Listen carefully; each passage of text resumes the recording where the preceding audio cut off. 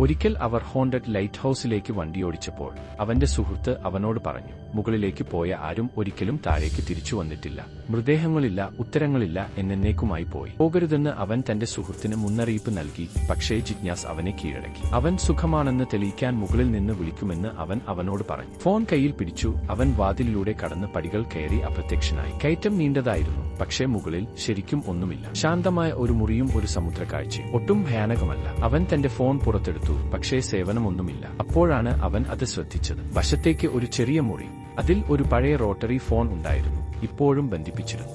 അവൻ അത് എടുത്ത് തന്റെ സുഹൃത്തിനെ വിളിച്ചു. ഈ തണുത്ത മുറിയിൽ കണ്ടെത്തിയ ഒരു പഴയ ഫോണിൽ നിന്നാണ് താൻ സംസാരിക്കുന്നതെന്ന് അവനെ അറിയിച്ചു. സുഹൃത്ത് മരവിച്ചു. ഈ ലൈറ്റ് ഹൌസിൽ ഫോണോ മുറിയോ ഇല്ലായിരുന്നു. അവൻ ബേസിൽ വട്ടമിട്ടു. മുകളിലേക്ക് നോക്കിയപ്പോൾ അവൻ ഒരു പഴയ ചീഞ്ഞ പലകയിൽ മൊബൈൽ ഫോൺ പിടിച്ചു നിൽക്കുന്നത് കണ്ടു. കടലിൽ നിന്ന് ശക്തമായ ഒരു കാറ്റ് വന്നു. കോൾ മുറിഞ്ഞു. ലൈറ്റ് ഹൌസ് മാത്രം അവശേഷിച്ചു.